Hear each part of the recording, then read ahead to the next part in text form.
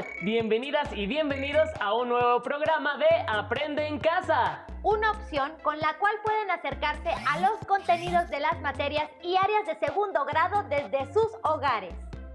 Esperamos que se encuentren muy bien y que estén listas y listos para iniciar este programa de historia titulado Herencia Cultural, Herencia Desigual. Veamos de qué va.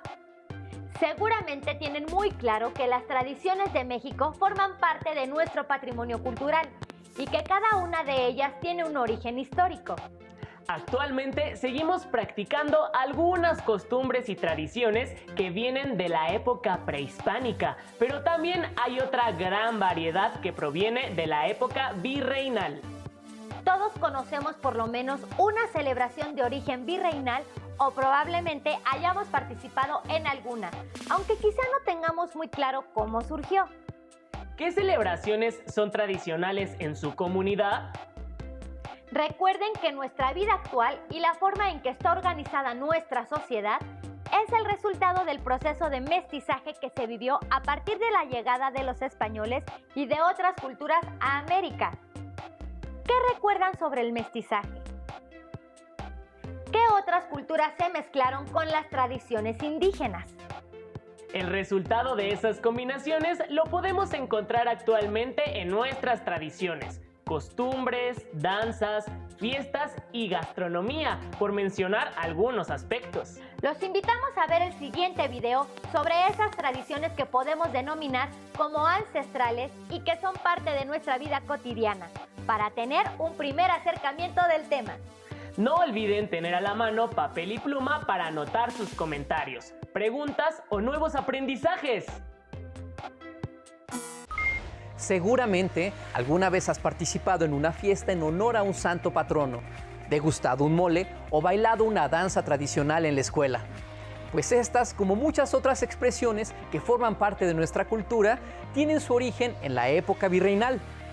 ¿Qué expresiones actuales son parte de la herencia cultural del virreinato? Te invito a echar un vistazo a nuestras tradiciones. La época virreinal en la Nueva España conjuntó elementos indígenas, españoles, africanos y asiáticos, donde se fusionaron prácticas, creencias y tradiciones que dieron origen a la cultura novohispana, de la cual actualmente somos herederos.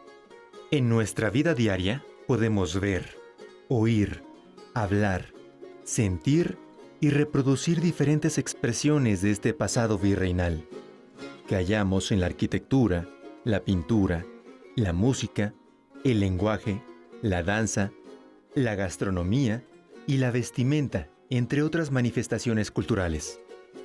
Durante la evangelización, las órdenes religiosas recurrieron a la pintura, el canto, el teatro y la danza para enseñar la fe cristiana y rendir culto a sus santos.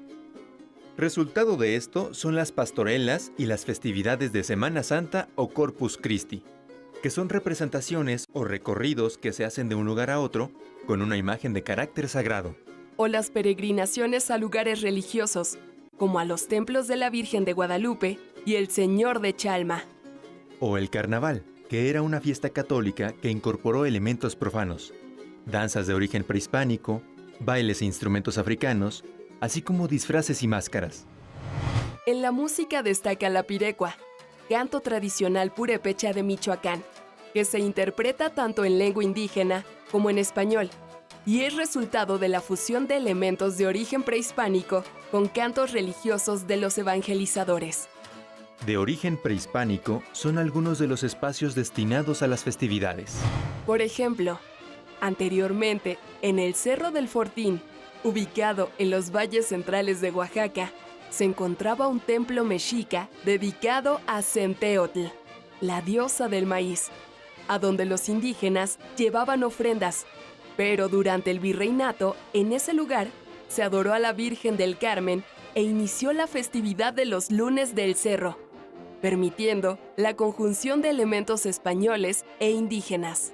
En el siglo XX, esta fiesta fue la base de lo que hoy en día conocemos como la Guelaguetza. En la actualidad, una fiesta patronal es impensable sin fuegos artificiales o una posada sin piñatas, Estos elementos tienen influencia asiática en su origen, al igual que las especias, el mango, el tamarindo, el papalote, el rebozo, el paliacate y la talavera poblana. Asimismo, encontramos elementos de origen africano en géneros musicales como el son y el jarabe. Es el caso del chuchumbé, que se canta desde el siglo XVIII en Veracruz. También los hallamos en bailes de carnavales, como el de la comunidad veracruzana de El Coyolillo, donde las personas se disfrazan con máscaras de figuras de animales y danzan al ritmo de los tambores. La influencia africana también está presente en los nombres de algunas localidades de Veracruz, como Mandinga, Yanga o Mocambo. En bailables como la danza de los diablos, el maracumbé y el fandango de Artesa. Y en instrumentos musicales como la marimba o marimbola, el tambor de fricción y las quijadas.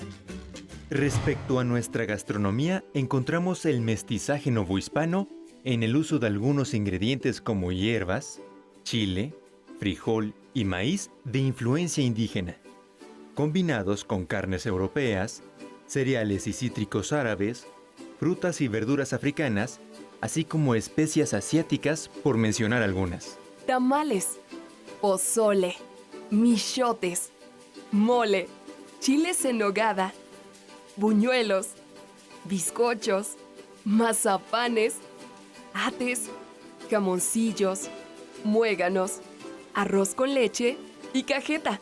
Son solo algunos de los sabores, olores y colores de la cocina mexicana. Las tradiciones y costumbres de origen virreinal siguen presentes, con cambios y permanencias en cada rincón de México. ¿Qué festividades y elementos culturales de tu comunidad son de origen novohispano? ¿Qué otras características culturales reconoces de nuestro pasado virreinal?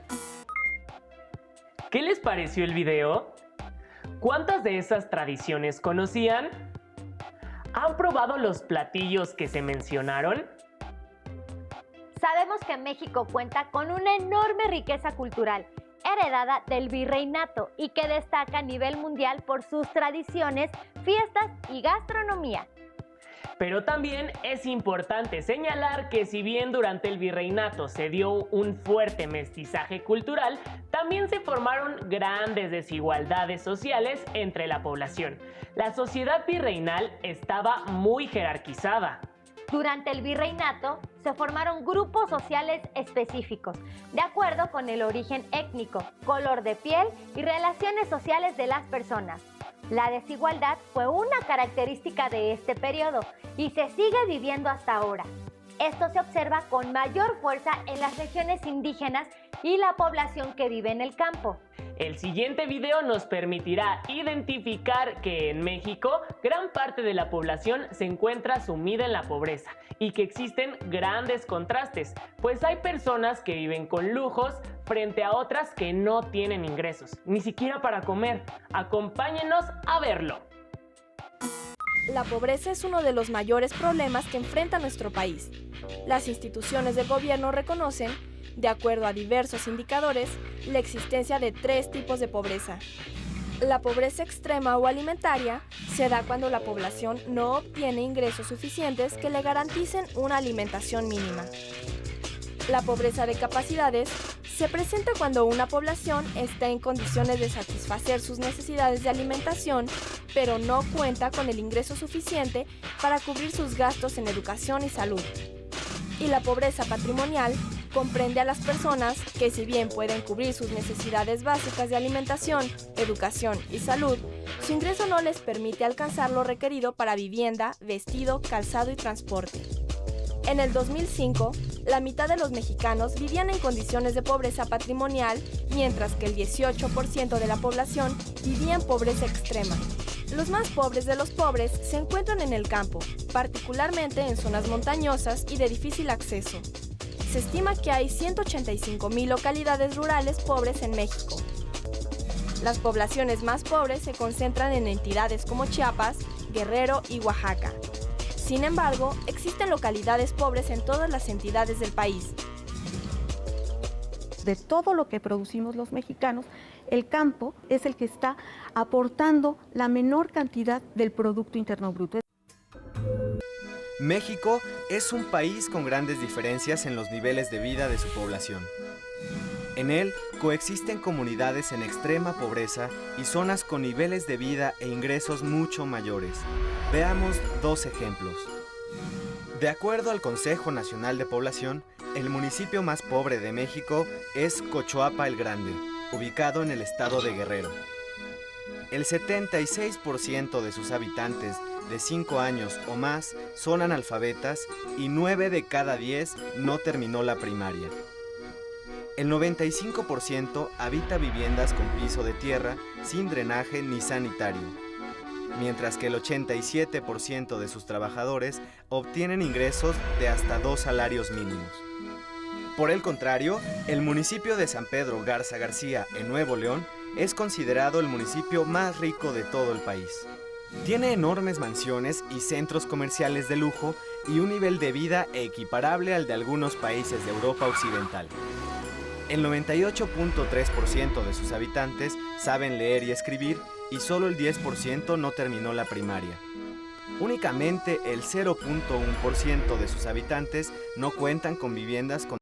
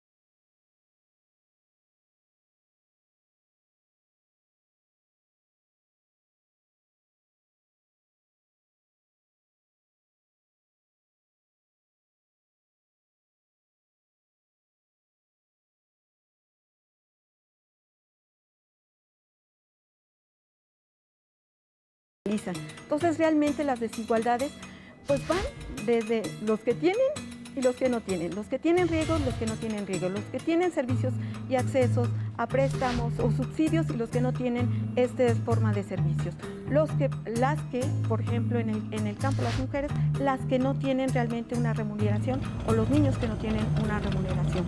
Otra de las cosas que podríamos ver en el campo y que se está sucediendo, por ejemplo, zonas que antiguamente estaban dedicadas a hacer labores del campo, en la actualidad pues se están vendiendo para hacer, por ejemplo, centros turísticos o si no, desarrollos urbanos muy fuertes. Tal es el caso, por ejemplo, de todo el estado de Morelos. Está habiendo también estas diferencias y esta imagen de alguna forma urbana, donde en una ciudad podemos ver ricos y pobres, también es mucho más fácil ahora contemplarlo en el campo con estos desarrollos urbanos, porque estas zonas tienen un alto desarrollo y hay al ladito, pegadito, pues unas zonas que están completamente pauperizadas. O sea, esas desigualdades van en todos sentidos. Los más altos índices de marginación en México se concentran en las comunidades indígenas. La cuarta parte de los indígenas mexicanos de 15 años y más no saben leer ni escribir. El 60% habitan en viviendas sin drenaje y más de la mitad de la población indígena ocupada gana menos de 2 salarios mínimos al día. El índice de desarrollo humano indígena a nivel nacional es casi 15% menor al IDH de la población no indígena. Su desarrollo es menor en indicadores como educación, salud y nivel de ingresos. Esta situación reproduce las condiciones de inequidad y marginación en la que viven una gran cantidad de indígenas en nuestro país. Ante la falta de oportunidades en sus comunidades, muchos indígenas migran en búsqueda de mejores alternativas de desarrollo. Los datos sobre los estados más pobres de nuestro país son alarmantes, ¿verdad? ¿Ustedes conocían esa información? Esta situación es preocupante, pues además de ser los más pobres, tienen los mayores índices de analfabetismo. Y si combinamos esto con la falta de oportunidades en el campo, nos encontramos frente a un panorama muy complejo. La situación se torna más grave en el caso de las mujeres, pues la desigualdad se agudiza si son mujeres indígenas o si viven en el campo. Como pudimos observar, quienes viven en las zonas más vulnerables no tienen las mismas oportunidades para alcanzar una vida digna, es decir, contar con estabilidad económica, con acceso a una educación de calidad, con servicios de salud y una vida libre de violencia. Desafortunadamente, los programas sociales que se han implementado no han logrado abatir la pobreza y la desigualdad. Hace falta atacarla de raíz y buscar diferentes alternativas para que la mayor parte de la población tenga una vida digna. Los invitamos a ver el siguiente video para conocer cómo se enfrenta la pobreza en el campo y qué acciones se han implementado para tratar de erradicarla.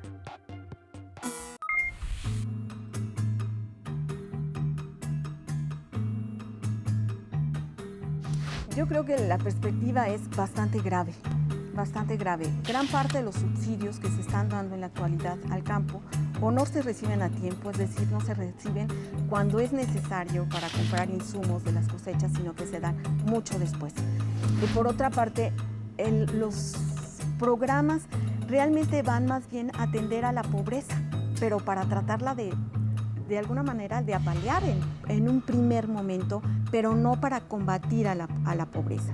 Por ejemplo, los programas que dan de alguna forma dinero a los niños para poderse sostener y que puedan asistir a la escuela son muy buenos, pero no están de alguna forma incidiendo en la producción del campo y en que sus padres puedan de alguna forma tener mejores recursos para poder alimentarlos. En la actualidad esto es muy preocupante porque la mayor parte del territorio mexicano, según el censo agrícola del 2007, dejó de producirse alrededor de un 25% de las tierras en México, lo cual, bueno, pues es espeluznante, ¿no? Es decir, ya el campo está siendo abandonado. Ya ni siquiera los pequeños productores o los productores que antes lo hacían para su autoconsumo, lo están trabajando. Gran parte de la población campesina en la actualidad no vive del campo, sino que vive de otras actividades, tanto de lo que le puedan mandar del exterior como de lo que le pueda dar el gobierno o ellos realizan otras actividades por fuera. Entonces esto es muy, muy preocupante y realmente las políticas no están de alguna forma atendiendo este problema. Yo creo que la política tendría que ser mucho más amplia, esta política mexicana. Por una parte, sí tratar de revitalizar el campo, quizá una política de aranceles mucho más centrada en poder de alguna forma controlar. En este sentido, habría que ver el de la renegociación de este tratado de libre comercio en materia agropecuaria. En las comunidades rurales se concentran los más altos índices de marginación en México. La pobreza afecta principalmente a los pueblos indígenas. En México, los más pobres de los pobres son indígenas. La situación de pobreza que enfrenta la población indígena y quienes viven en el campo es sumamente complicada, pues es difícil que puedan vivir de lo que el campo produce y por eso mucha gente busca otras actividades para subsistir. Algunos se van de sus lugares de origen para tratar de encontrar mejores condiciones de vida. Es cierto que existen varios programas de apoyo para grupos vulnerables, pero no son suficientes. Los problemas de pobreza y desigualdad continúan sin atenderse de raíz. La desigualdad sigue presente. Observamos que la mayor parte de los ingresos se concentran en pocas manos y que gran parte de la población no cuenta con los recursos necesarios para vivir dignamente.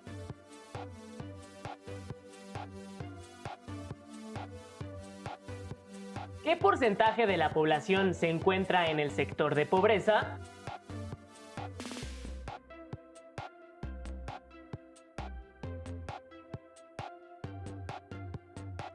¿Qué acciones hacen falta para erradicarla?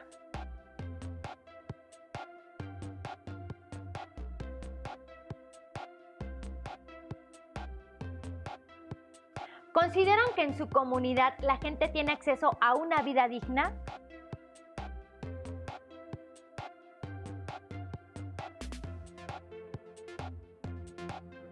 ¿Por qué? ¿Qué haría falta?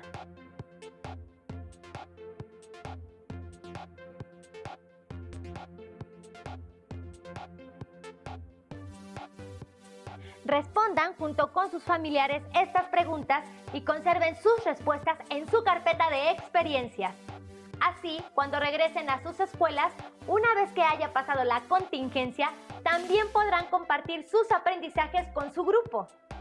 Antes de irnos, queremos sugerirles que si tienen la oportunidad, consulten el libro Corazón de la Palabra, de la autora Regina Tattersfield. En él podrán conocer algunas costumbres, leyendas, ceremonias y tradiciones de comunidades de Chiapas. Se darán cuenta de que a pesar de las desigualdades en las que viven, los pueblos indígenas tienen una extraordinaria riqueza cultural. También queremos recordarles que debemos ser muy pacientes ante la situación que estamos viviendo. Sabemos que nos gustaría salir y retomar nuestras actividades cotidianas. Sin embargo, por ahora, la mejor manera de cuidarnos es esta. Así, contribuimos para superar la situación lo más pronto posible. Ahora sí, es momento de despedirnos. Los invitamos a seguir la programación de Aprende en Casa. ¡Hasta la próxima!